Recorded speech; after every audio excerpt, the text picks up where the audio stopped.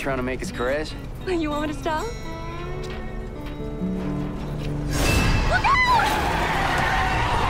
Massacre, j'ai l'impression que dans l'imaginaire collectif, les gens ont une idée assez préconçue du film qui est finalement assez éloignée de ce qu'il est.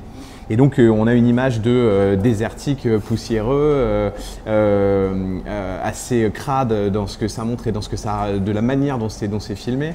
Ok, c'est du 16 mm qui est gonflé, donc il y a du grain, mais ça reste quand même hyper léché. La mise en scène, elle est sublime.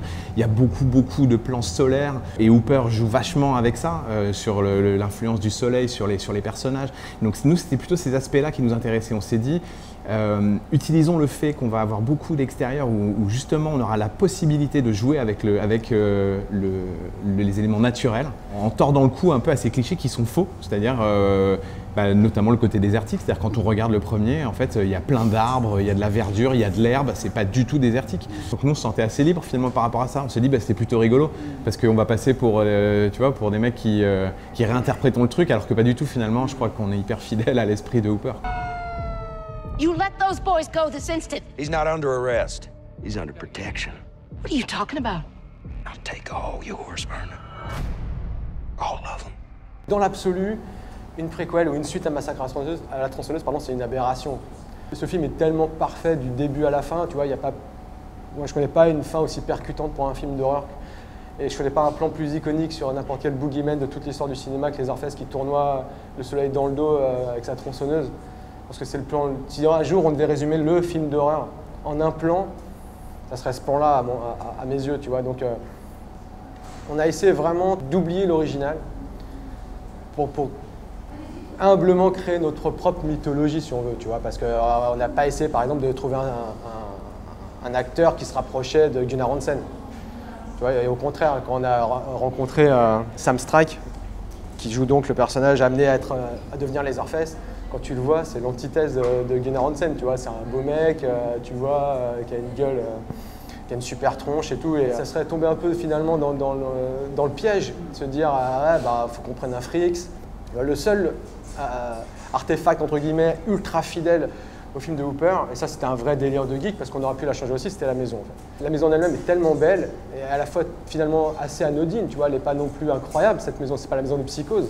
Et nous, on voulait rendre justice à ce décor qui, pour le coup, nous parlait beaucoup en la refaisant le mieux possible. Et on l'a refaite avec les plans d'origine qu'on a retrouvés et à l'échelle.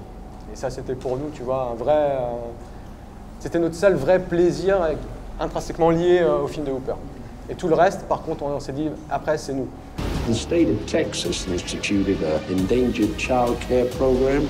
Keeping them here is safer for everyone.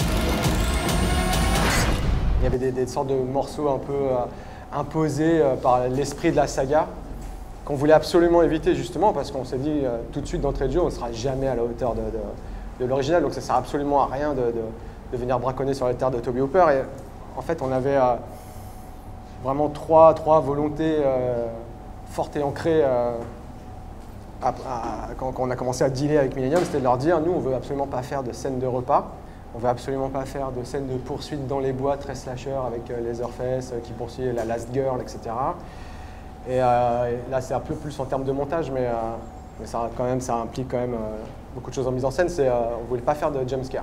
On considérait le film vraiment comme un stand-alone, quoi. C'est-à-dire vraiment un film qu'on pouvait regarder même si on ne connaissait pas la saga. Et des gens qui ne connaissent pas, des jeunes notamment, on s'est dit un public jeune qui est le public de films d'horreur ciblé par les studios, puisse apprécier aussi. I want every cop from here to New Mexico on the lookout. This is evil. He's putting down. Quand tu regardes la tronçonneuse de Leatherface dans le film, finalement, elle est très bricorama, tu vois, dans le film d'origine, tu vois. C'est parce que c'est l'utilisation qu'en fait Leatherface, bien sûr, qui fait que ça devient un instrument terrifiant. Et après, ils en ont fait des bigger than life dans les films, elle est de plus en plus grosse et démesurée. Nous, on est revenu à une tronçonneuse normale, tu vois, mais qui n'a rien à voir finalement avec la tronçonneuse d'original. Tout en sachant évidemment que la tronçonneuse était un personnage à part entière sur le film aussi, quoi. Et qu'il y a eu un vrai casting de tronçonneuse, du coup. Donc, vraiment.